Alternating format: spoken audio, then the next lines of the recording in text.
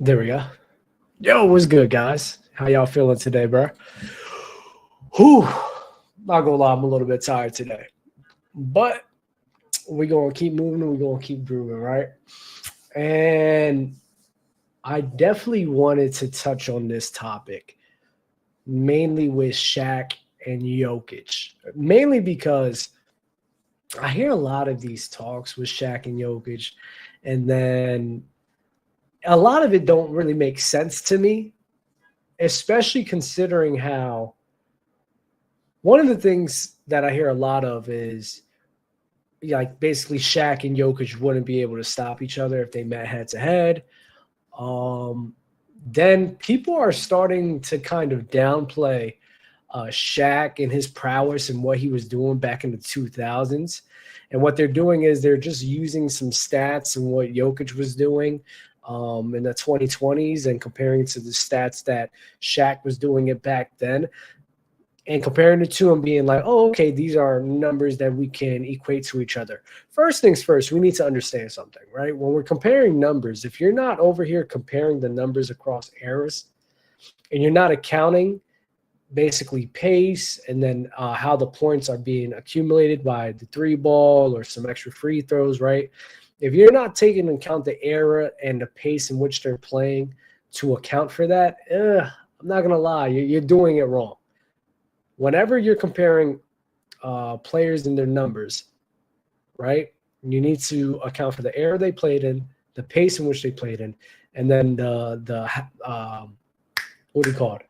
Basically where the points are coming from. So especially in today's generation, a lot of the players' points are a bit inflated, mainly because they're playing at a very fast pace, comparable to the 80s. But not only that, they're shooting the three ball at an incredible level, the most we've ever seen the three ball be shot, right?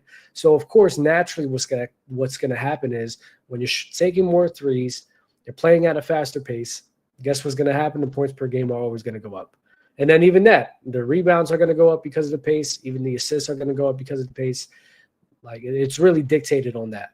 So when we're comparing Shaq, who played in the slowest pace era, and then we're comparing Jokic and what he did in one of the faster eras in basketball history, and then you're not taking that into account, you're kind of doing it wrong. That's one. Shout out to Autism Boy. Shout out to you, bro. Appreciate you for being here, man. Who is this? You're crazy. But so yeah, let's get into Shaq, right? Because I think the description of Shaq and his career needs to really be understood when we talk about how crazy it was what he was doing in his time. And Jokic, what he's doing is crazy as well. But let's really focus in on Shaq right here.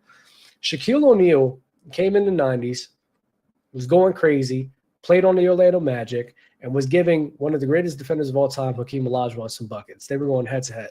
Shaq was really, like, he's one of them ones at a very young age. Being able to go toe-to-toe with Hakeem Olajuwon is insane. Then he goes to the Lakers, and he had some ups and downs, especially before Kobe was emerging. Had some struggles against Utah Jazz, but especially when he reached his peak, people got to understand how insane of a game changer and game breaker Shaquille O'Neal was. They literally, the main people that was able to slow him down and contain him was Tim Duncan and David Robinson. So I need y'all to understand that.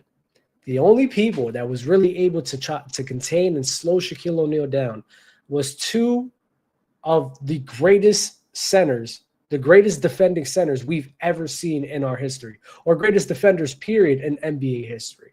It took David Robinson and Tim Duncan to really try to contain and mitigate Shaquille O'Neal and what he was doing. The whole league, what they were doing at that time is they literally had to sign extra players, extra random bigs to basically foul Shaq, hack a Shaq. Literally. They used to have to get extra players to sit here and foul Shaquille O'Neal. They needed bigger bodies on the court to try to contain him because he just caused a mismatch naturally because this guy was like 260 with a tremendous amount of force and was just bulldozing to everybody.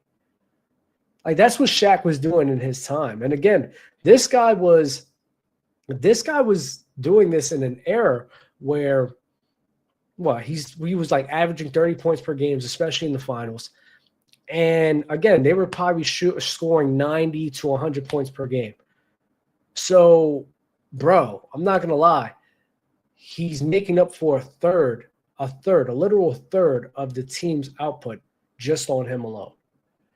And now when we look at Jokic and what he's doing, Jokic has been phenomenal. I'm not going to lie. Jokic has been one of the greatest offensive players we've ever seen in our lifetime. And I'm not trying to disrespect him and what he's doing, what he's done in his career. But there's something about Jokic in his career that really doesn't get highlighted enough and people don't talk about enough. And Jokic has, as great as he is, Jokic definitely has a weakness when it comes to some of these double big lineups. For back-to-back years, so let's go to 2023, because 2023 was the year that he won the NBA championship. 2020 was good, Shay. 2023, when you look at the people Jokic went up against, I mean, he never won. He didn't beat a 50-plus-1 team. But even when we look at the matchups in which we had a Timberwolves team that just got together and they were battling injuries. He faced Jack Landale on the Phoenix Suns and DeAndre Ayton. Then he faced Anthony Davis, where Anthony Davis is really a 4. Great defender, but Anthony Davis is really a 4, a capable 4 who can play the 5. He's not really a 5 that can really match up one-on-one like that. And then he faced Bam Adebayo in the finals, and Bam Adebayo is one of the best defenders in the league. But with all due respect, when you match him up against a Shaq, a Jokic, a Embiid,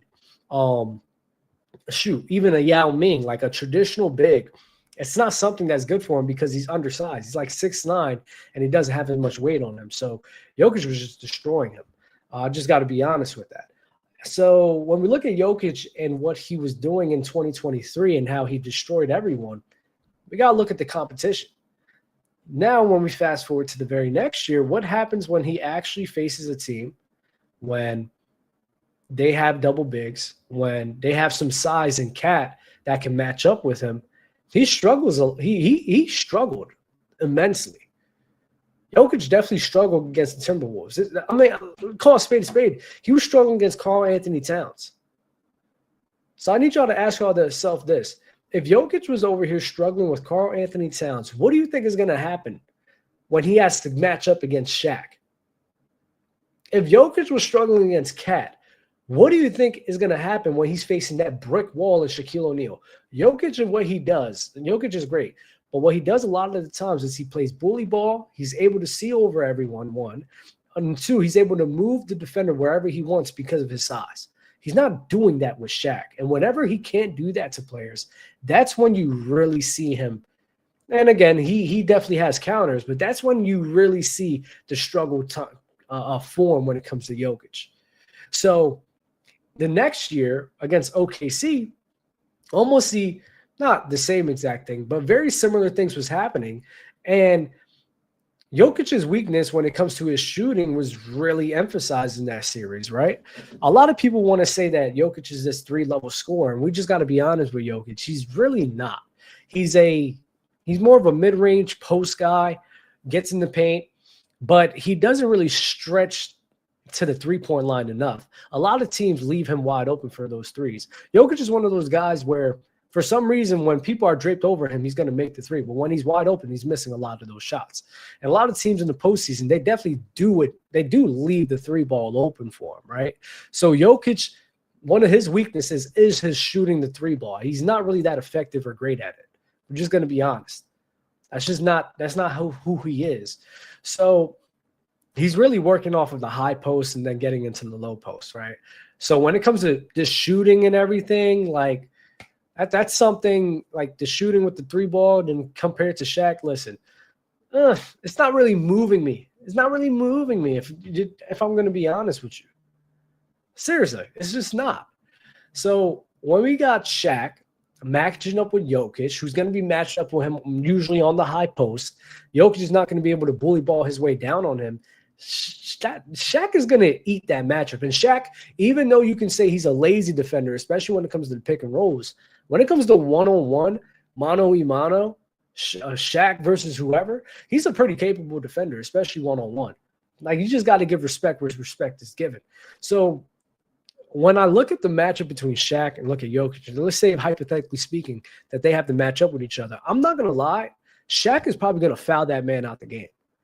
And I wholeheartedly believe Shaq is probably going to do whatever he wants with him in the game, whatever he wants. Jokic is not going to be able to do as much as he wants. Again, Jokic is a man who struggled with Karl Anthony Towns guarding him. So, one, what do you think is going to happen when he has to face Shaquille O'Neal? One.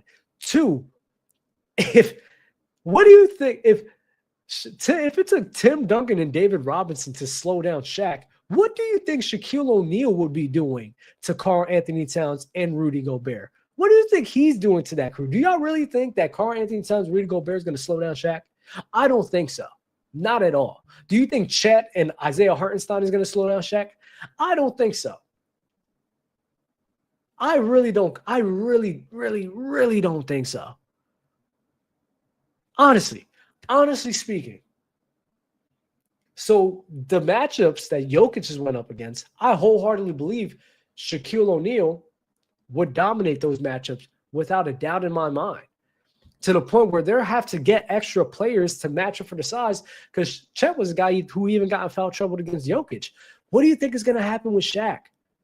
When I think about the roads in which they had together and the roads that each of them have to take, the question I ask myself when it comes to both of these guys is, okay, how would Shaq do it? How would Shaq fare in Jokic's time and in Jokic's shoes, and how would Jokic face vice versa?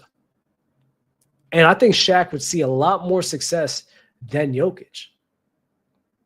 In Shaq's shoes. Because, again, they needed Shaq to be that opposing force. They needed Shaq to be that dominant force. And, again, he was still, even though a lazy defender, he was still a very capable defender at his time. And a rim protector that was being feared in the league. So Shaquille O'Neal, man, and what he was able to do in his time, and when we look at it with Nikola Jokic, I don't know how people are picking Jokic over Shaq. I honestly don't. I don't understand how. I don't. Because y'all have to ask, don't ask yourselves these questions. What do you think Shaq is going to be doing to Rudy Gobert and Cat, a tandem that Jokic struggled with? What do you think he's going to do to OKC, Chet and Hartenstein, again, that Jokic struggled with?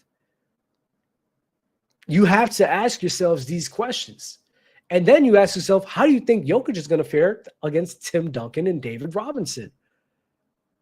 I don't think he's doing as well as Shaq. And I think Shaq in his shoes is doing great. And they affect the game differently. They definitely do affect the game differently. But I'm not going to lie. The more and more I think and talk about Shaquille O'Neal and him in his prime, I'm not going to lie.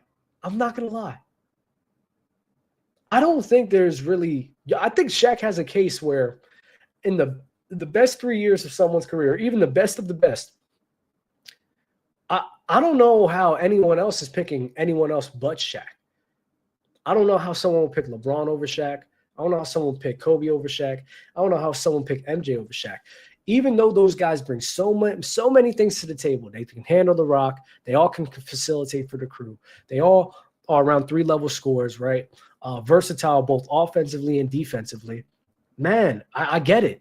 But when you have an unstoppable force in Shaquille O'Neal, where there's literally nothing anyone can do, you need to be able to amass some of the best defenders in NBA history,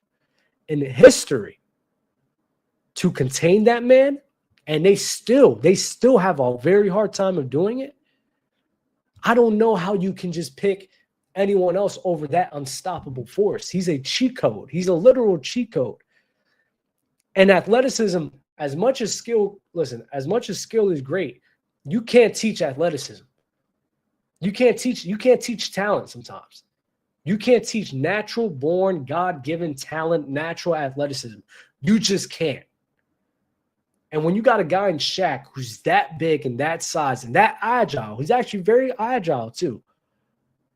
There's only so many things you could do with him. Again, teams have to sit here and literally gain and amass random players, random bigs to account to foul him one, but try to match the size. That doesn't even just affect your team defensively. That affects your team offensively, because now I need to bring in bigs that isn't that sound offensively, that hurts us on the other side of the ball just to make up for that man.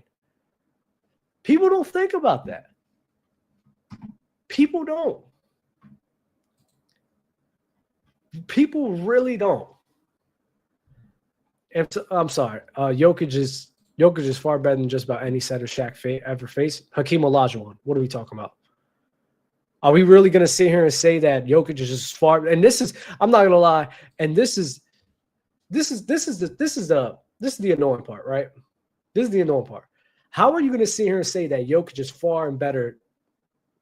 He's far and better away, a better player than all the centers Shaq faced when the man faced Hakeem Olajuwon and Tim Duncan. You could literally classify Tim Duncan as a center. Seriously. Come on. Come on, man. Let's not do this. And again, if we're going to look at the other side and look at the centers that Jokic faced, what centers did Jokic face like that? He didn't see Embiid in the playoffs. Embiid is always hurt. What centers has he really faced? He hasn't faced a lot. He hasn't. So a lot of people do. They just want to pick holes and pick arguments on Shaquille O'Neal and down him. But now when we start doing the same thing with Jokic and really start deep diving and really start connecting these dots about Jokic and who he's been going up against, oh, no, it's hating. You can't do that. You're over here being disingenuous. Come on, man. And again, Anthony Davis, I don't know why people keep bringing him up. Anthony Davis is a 4. Anthony Davis is a 4 who can play the 5. But Anthony Davis, to me, is not really this guy that – like, I'm not looking at him in NBA history. The main thing with AD is his rim protection on the help side, his versatility, because he's very wide range where he could definitely guard. He's probably one of the players that can guard all 5 positions. So the versatility is amazing. But, man, like, he's not a guy that I'm like, all right, go guard Hakeem, go guard Duncan, go guard Shaq. I'm not asking that of AD. I'm just not. Go guard Boogie Cousins. I'm just not doing that. Shout out to Angie Carr. Yo, Angie.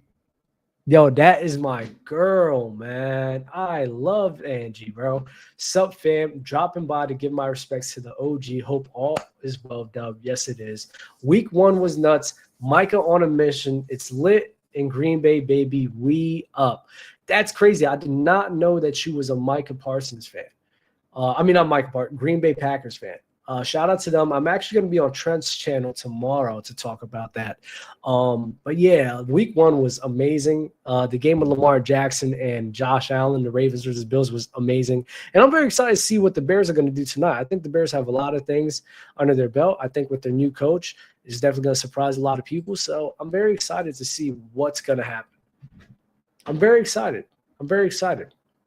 And so again, when we go back to Shaq and Nikola Jokic, right? Again, if Nikola Jokic was able to get contained and even slowed down by Cat, because remember, Rudy Gobert missed a game where Cat was really the main guy guarding Jokic, and that was in game 2, and he definitely struggled in that game as well. This guy got slowed down by Cat. I need y'all to grasp that. He got slowed down by Cat. Is Cat even a great defender? Is Cat a great defender, period?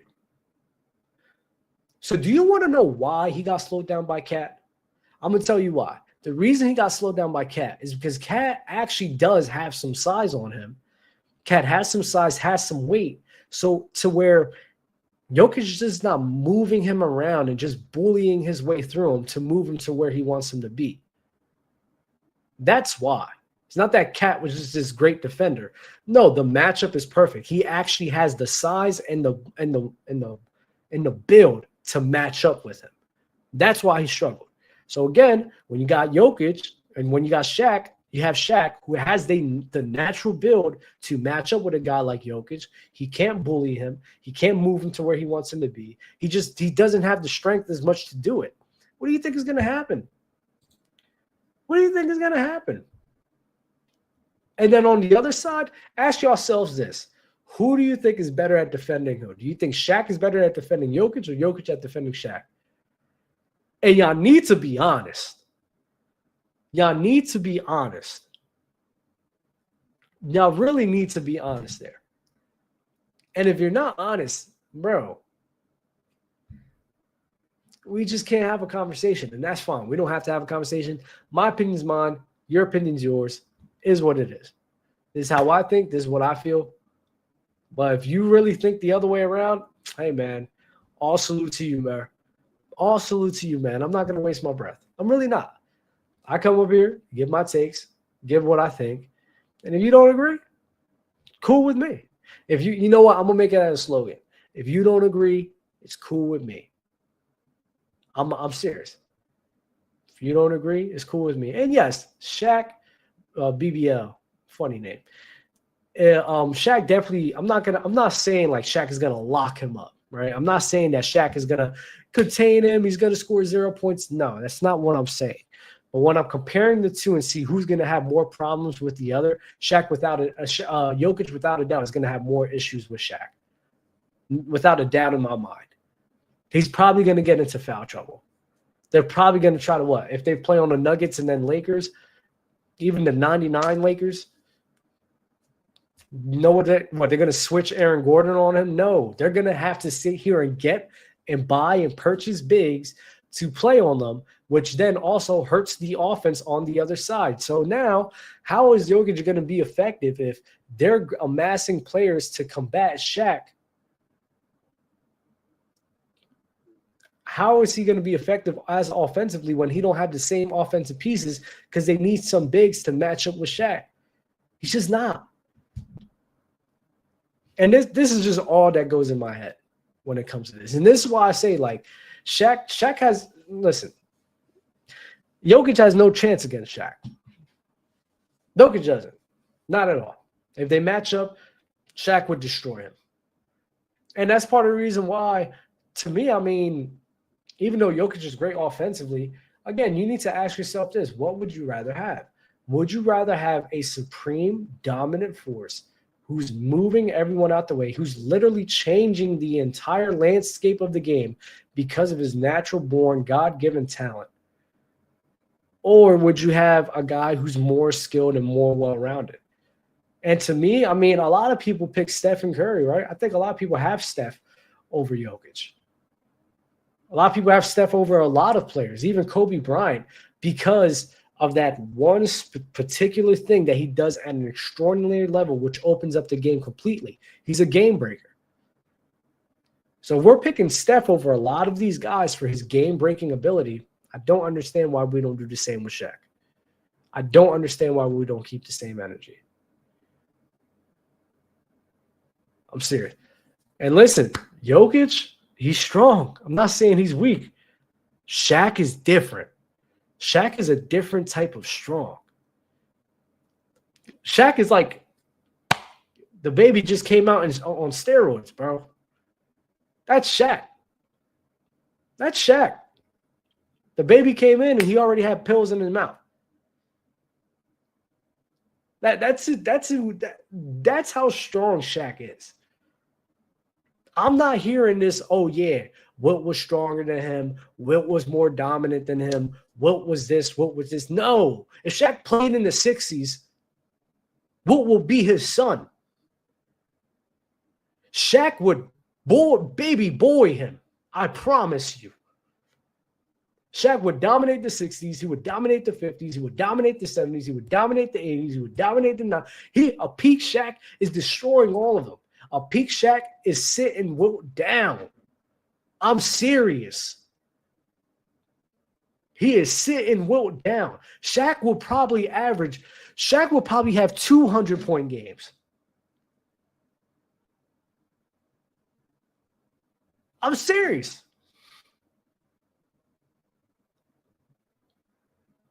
That's because especially in the 60s, when majority of the bigs were 6'9", people don't even talk about that.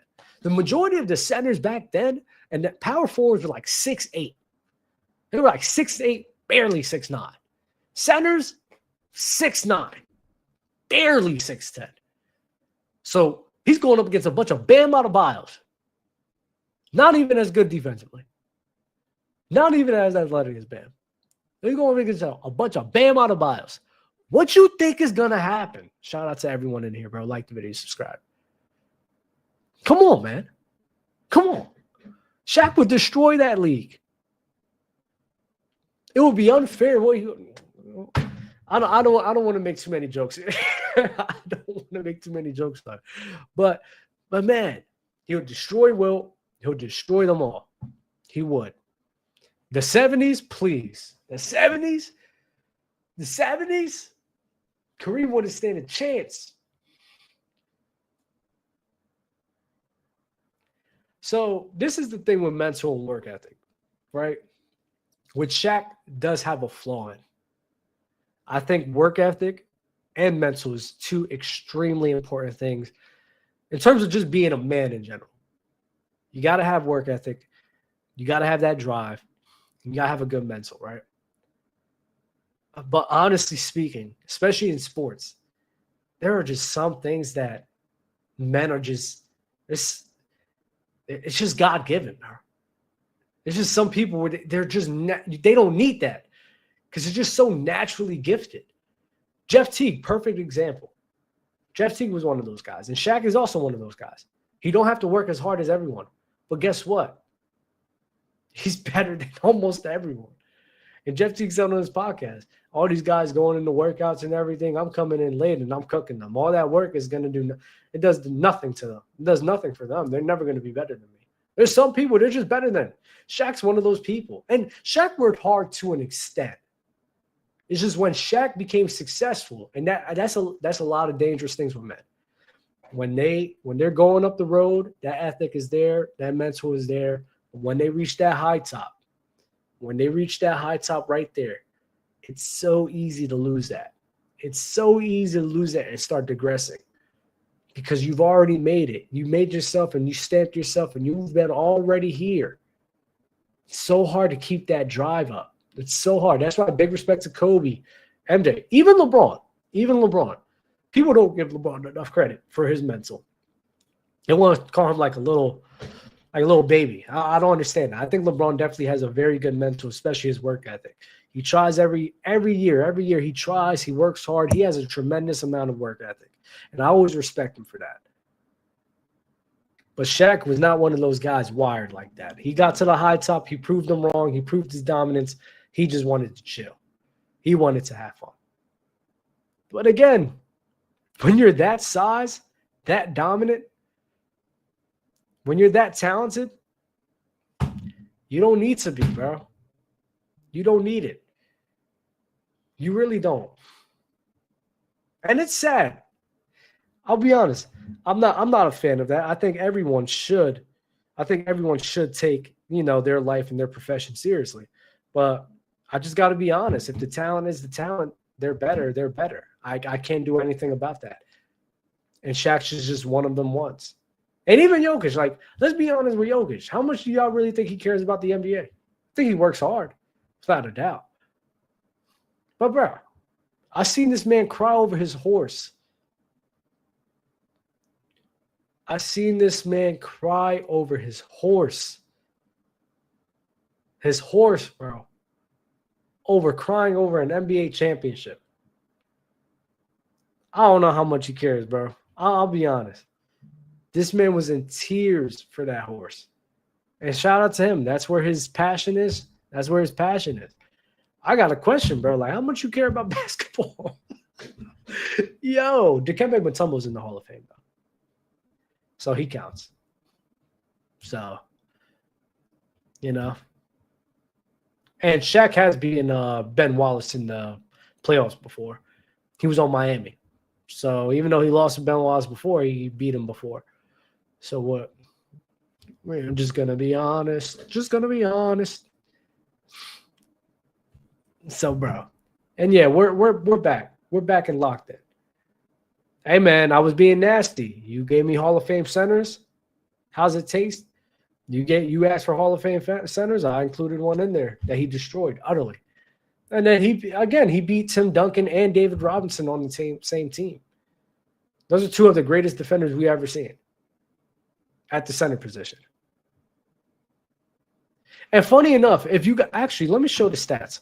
Since we're going to go with Ben Wallace, right?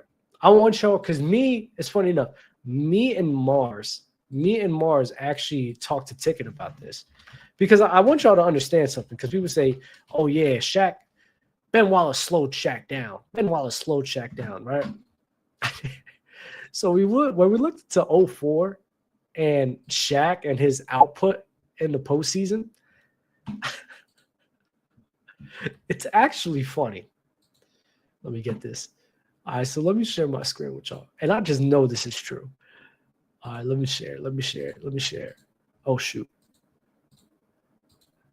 So get this, guys. It's actually very, very, very funny. Okay. I gotta zoom in a bit. So this is what Shaq averaged in 2004. What is this? 2004, right? 2004. So this is what Shaq averaged in the postseason. He averaged 21 points. Right? This is what he averaged. He averaged 21 points. He had 60% from the field. 21. So again, in this postseason, he wasn't on this like crazy tier of a level. Right? He just wasn't. Let's look at the people he faced in the people faced in the postseason, right? And again, this is like that's not even peak Shaq to me. It's not even peak Shaq. So Shaquille O'Neal with Karl Malone against the Houston Rockets, he averaged 16 points. 16 points. Keep this in mind. Averaged 16 points against the Houston Rockets. Let's go to the next one. Let's go to the next one, guys. Oh my goodness, I hate these ads. Then to the San Antonio Spurs. Again, this was when I think Kobe was probably the best player on the crew. In 2004. 22 points. 63%. That's what he did. 22 points. Right? I want y'all to keep this in mind. Against the Timberwolves. Get these out.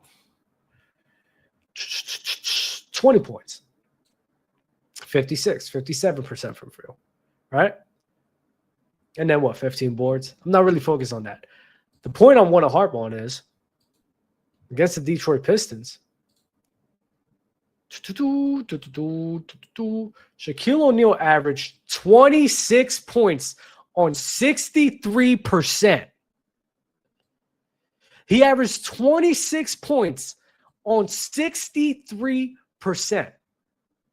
And I'm saying this to tell you because I don't understand how people going to sit here and tell me with a straight face that Ben Wallace slowed Shaq down in 04 when Shaq shot I don't think it was the highest, but one of his highest percentages in a postseason series and scored the most in a postseason series in 04 against who?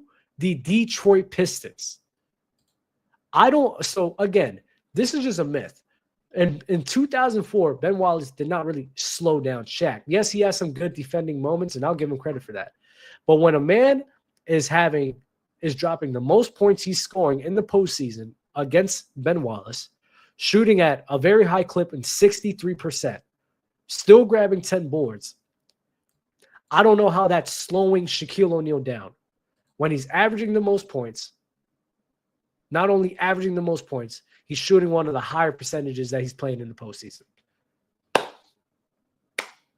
What are we doing? What are we doing? It's just a myth. It's a myth. It's a myth. Ben Wallace did not slow him down. The thing is, Kobe was the best player in 04.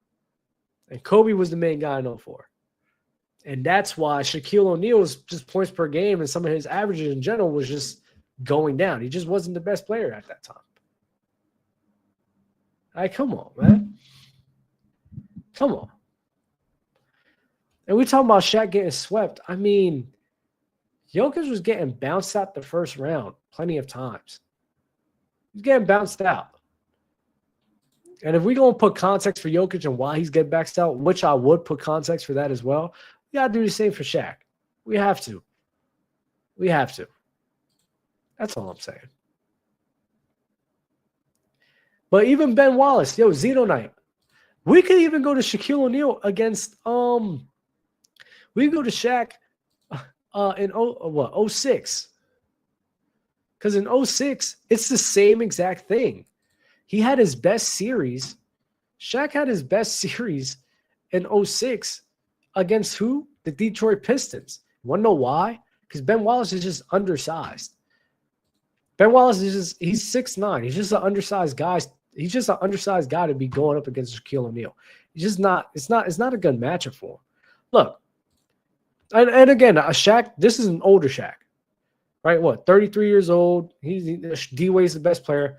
21, 10, 65 from the field. This is against Ben Wallace. This is against the Detroit Pistons in 2006. He dropping 21 on 65. Where is this Ben Wallace slowing him down?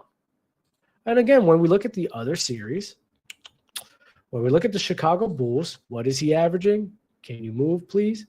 He's averaging 19.8 on 60. Again, it's not the most. So 19.8 on 60.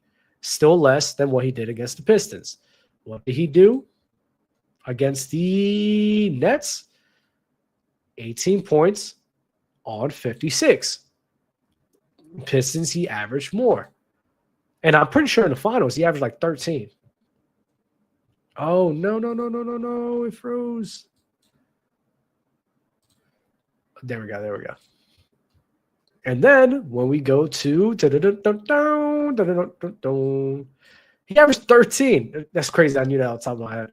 He averaged 13 in the finals on 60. So again, even at an older age, Shaq, even at an older age, Shaquille O'Neal, this Ben Wallace stuff is just all cap.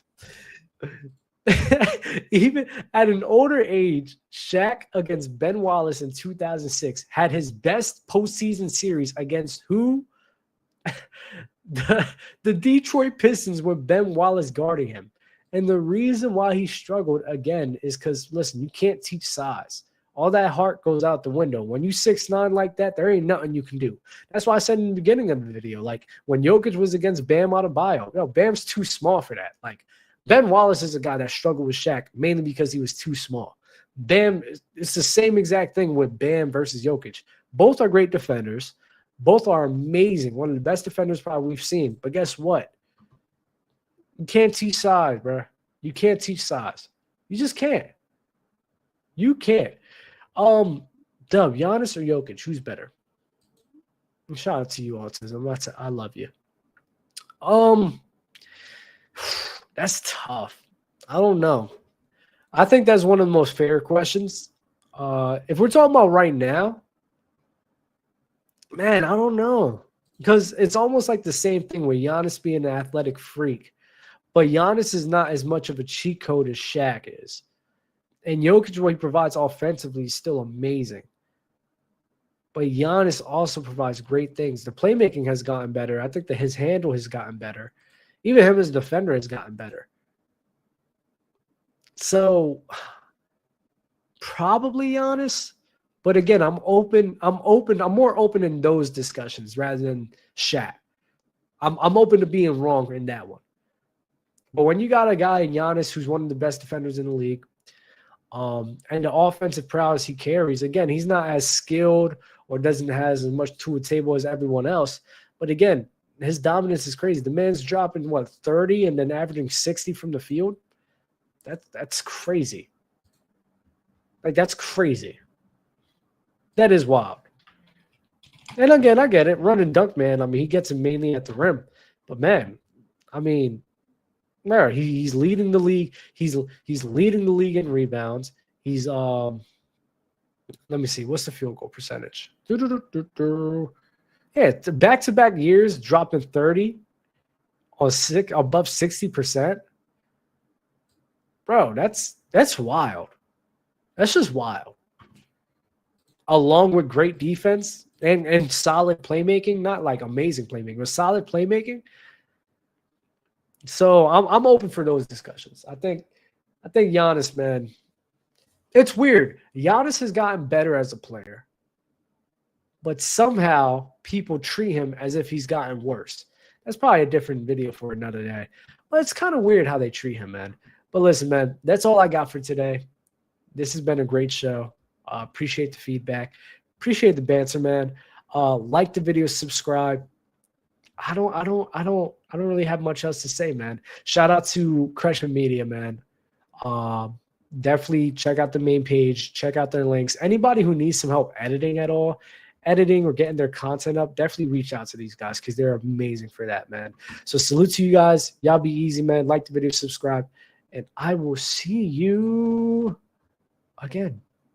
Peace.